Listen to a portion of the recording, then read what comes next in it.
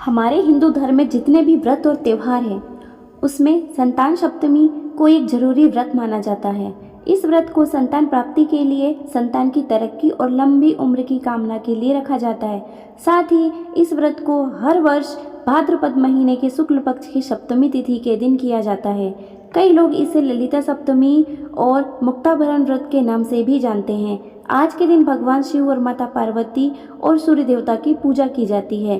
पौराणिक मान्यताओं के अनुसार एक दिन महाराज युधिष्ठिर ने भगवान से कहा, हे प्रभु, कोई ऐसा उत्तम व्रत बतलाइए जिसके प्रभाव से मनुष्य शारीरिक दुख कलेशों से दूर होकर के पुत्र एवं पुत्रवान हो जाए। भगवान बोले, हे राजन, तुमने बड़ा ही उत्तम प्रश्न किया है। मैं तुमसे एक पौराणिक इतिहास सुनाता हूँ, सो ध्यानपूर्वक सुनो। एक समय लोमस ऋषि ब्रजराज की मथुरापुरी में वासुदेव देवकी के घर गए। ऋषिराज को आया हुआ जानकर दोनों ही बहुत प्रसन्न हुए तथा उनको उत्तम आसन पर बैठाकर उनकी अनेक प्रकार की वंदना व सत्कार किया। फिर मुनि के चरणोदक से अपने घर तथा शरीर को पवित्र किया। मुनि प्रसन्न होकर उसको कथा सुनाने लगे। कथा को कहते कहते लोमस ऋषि ने कहा कि हे देवकी, दुष्ट दुराचारी पापी कंस ने तुम्हारे कई पुत्रों को मार डाले हैं, जिसके कारण मन भी अत्यंत दुखी है। इसी प्रकार राजा हुशन की पत्नी चंद्रमुखी भी दुखी रहा करती थी, किंतु उसने संतान सप्तमी का व्रत विधिवत किया, जिसके प्रभाव से उसको संतान का सुख प्राप्त हुआ। यह सुनकर देवकी ने हाथ जोड़कर मुनि से कहा कि हे ऋषिराज, कृपा करके रानी चंद्रमुखी का संपूर्ण व्रत तथा इस व्रत की विधान विस्तार पूर्वक बतलाइए, जिससे मैं भी इस दुख से छुटकारा पाऊं। लोमस ऋषि ने कहा कि हे देवकी, अयोध्या के राजा नहुस थे, जिनकी पत्नी चंद्रमुखी अत्यंत सुंदर थी। उस नगर में विष्णुगुप्त नामक एक ब्राह्मण रहता था। उसकी पत्नी का नाम भद्रमुखी था। वह भी अत्यंत रूपवान व सुंदरी थी। रानी और ब्राह्मण ने अत्यंत प्रेम था। एक दिन वे दोनों सरयू नदी में स्नान करने के लिए गए। वहां पर उन्होंने देखा कि बहुत सी स्त्रियां सरयू नदी में स्नान करके निर्मल वस्त्र पहनकर एक मंडप में श्री शंकर जी एवं पार्वती जी की मूर्ति स्थापित करके उसकी पूजा कर रही थी। रानी और ब्राह्मणी ने यह देखकर उन स्त्रियों से पूछा कि हे बहनों, तुम सब मिलकर कौन से देवता का और किस कारण से यह पूजन व्रत आदि कर रही हो? तथा उन औरतों ने बतलाया, हम संतान सप्तमी का व्रत कर रही हैं और हमने शिव पार्वती का पूजन अक्षत आदि से षोडशोपचार विधि से किया है। यह सब इसी पुनीत व्रत का विधान है। यह सुनकर रानी और ब्राह्मणी ने भी यह व्रत करने का मन ही मन संकल्प किया और घर वापस लौट आई। ब्राह्मणी भद्रमुखी ने तो इस व्रत को नियम पूर्वक करती रही, किंतु रानी चंद्रमुखी राजमत के कारण इस व्रत को कभी नहीं कर पाई और कभी भूल जाती। कुछ दिन बाद दोनों मर गई। दूसरे जन्म में रानी ने बंदरिया और ब्राह्मणी ने मुर्गी योनि पाई, परंतु ब्राह्मणी मुर्गी की योनि में से भी कुछ नहीं भूली और भगवान शंकर पार्वती की का ध्यान करती रही। उधर रानी बंदरिया की योनि में जब सब कुछ भूल गई, थोड़े ही समय के बाद इन दोनों ने यह भी भेद त्याग दिया। अब इनका तीसरा जन्म हुआ मनुष्य की योनि में। उस ब्राह्मणी ने तो एक ब्राह्मण के यहाँ कन्या के रूप में जन्म लिया तथा रानी ने एक राजा के यहाँ राजकन्या के रूप में जन्म लिया। उस ब्राह्मण पुत्री का नाम भूषण देवी रखा गया तथा विवाह योग्य होने पर उसका विवाह गोकुल निवासी अग्नि भीम नामक ब्राह्मण से कर दिया गया। भूषण देवी इतनी सुंदर थी कि आभूषण सहित होते हुए भी वह अत्यंत सुंदर लगती थी। कामदेव की पत्नी रंभा भी उसके सम्मुख जलती थी। भूषण देवी के अत्यंत सुंदर, सर्वगुण संपन्न, चंद्रन के समान धर्मनिष्ठ, कर्मनिष्ठ, सुशील स्वभाव और 8 पुत्र उत्पन्न हुए। यह सब शिवजी के व्रत का पुनीत फल था। दूसरी ओर शिव विमुख रानी के घर में कोई भी पुत्र नहीं था और वह निसंतान दुखी रहने लगी।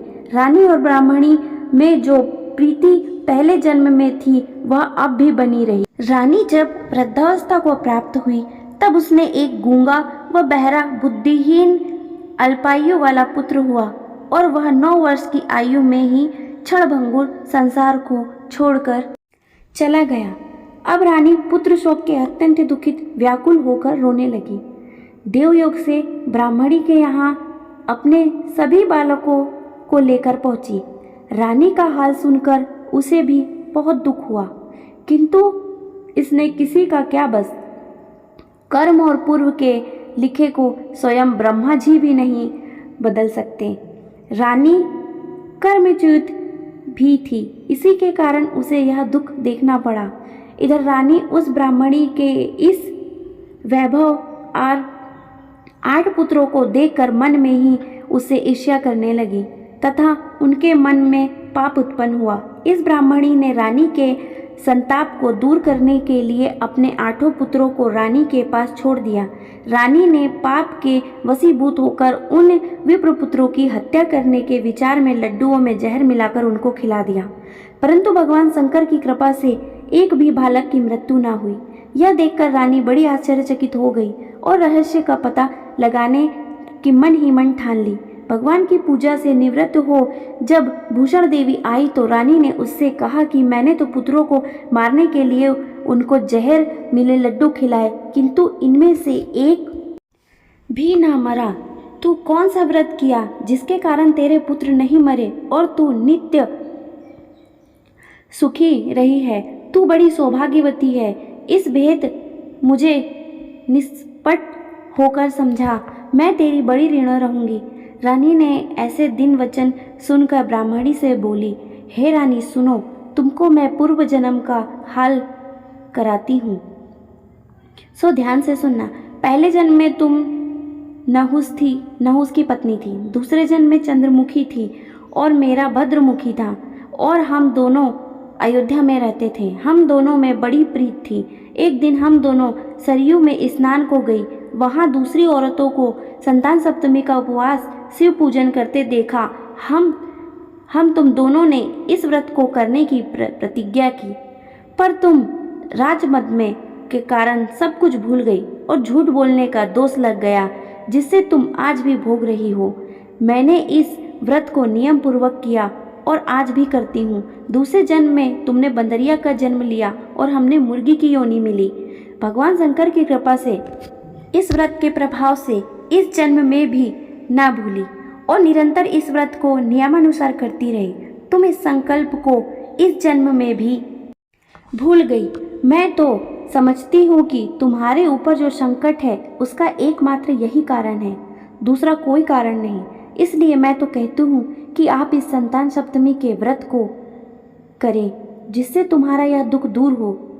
लोमस ऋषि ने कहा, हे देवकी, भूषण देवी के मुख से पूर्व जन्म की कथा को व व्रत आदि के संकल्प को सुनकर रानी को पुरानी बातें याद आ गई। तब रानी भूषण देवी के चरणों में गिरकर क्षमा याचना करने लगी और शंकर पार्वती की अपार महिमा के गीत गाने लगी। उसी दिन से रानी नियमानुसार संतान सप्तमी का व्रत करने लगी, जिसके प्रभाव से रानी को संतान सुख मिला तथा संपूर्ण सुख योग रानी शिवलोक को गई। भगवान शिव के व्रत का ऐसा प्रभाव है कि पथ भ्रष्ट भी अपने पथ पर अग्रसर होता है और मोक्ष पाता है। लोमस ऋषि ने कहा कि हे देवकी, इसलिए तुम भी इस व्रत को करने का संकल्प मन में कर लो, तुमसे भी संतान सुख प्राप्त होगा। इसी कथा सुनकर देवकी हाथ जोड़कर लोमस ऋषि से पूछने लगी कि हे ऋषिराज, मैं इस व्रत को अवश्य करूंगी, किंतु आप इस कल्याणकारी संतान सुख देने वाले व्रत का विधान विधि पूर्वक समझाएं। यह सुनकर ऋषि बोले, हे देवकी, यह व्रत भादो मास की शुक्ल पक्ष की सप्तमी के दिन किया जाता है। इस ब्रह्ममुहूर्त में उठकर किसी नदी अथवा कुएं के जल से स्नान करके निर्मल वस्त्र पहनने चाहिए। फिर शंकर व पार्वती जी की मूर्ति स्थापित करें। इन प्रतिमाओं के सम्मुख सोने चांदी के तारों अथवा रेशम को ले गंडा बनावे। उस गंडे में 7 गांठें लगानी चाहिए। इस गांठक को दीप धूप अष्टगंध से पूजन कर अपने हाथों में बांध ले और शंकर जी से अपनी कामना पूरी होने की शुद्ध भाव से प्रार्थना करें। बाद में 7 पुत्र बनाकर भोग लगावे। साथ ही पुआ और यथाशक्ति सोने या चांदी की अंगूठी बनाकर एक तांबे के पात्र में रखकर उसका सोपचार विधि से पूजन कर किसी ब्राह्मण को दान दे।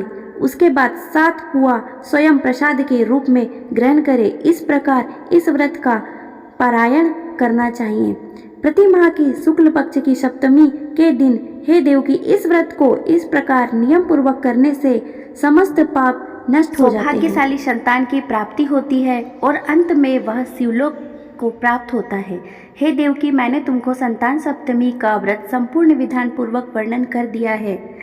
इसको करने से तुम नियम पूर्वक करो जिससे तुमको संतान की प्राप्ति होगी। इतनी कथा कहकर वह आनंद कंद श्री कृष्ण के धर्मावतार युधिष्ठिर से कहा कि लोमस ऋषि इस प्रकार से हमें शिक्षा देकर चल दिए।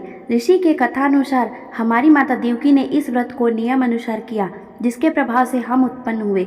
यह व्रत विशेष रूप से स्त्रियों के लिए कल्याणकारी है ही, लेकिन पुरुषों के लिए भी यह संतान रूप में कल्याणदायक है। संतान का सुख देने वाला, पापों का नाश करने वाला यह सबसे उत्तम व्रत है। इसको हर प्राणी स्वयं भी करे और दूसरों से भी करवाए। नियम पूर्वक जो इस व्रत को करता है और भगवान शंकर और पार्वती की सच्चे मन से आराधना करता है, वह निश्चय ही अमर यश को प्राप्त करके अंत में शिवलोक को प्राप्त होता है। बोलो शंकर पार्वती की जय।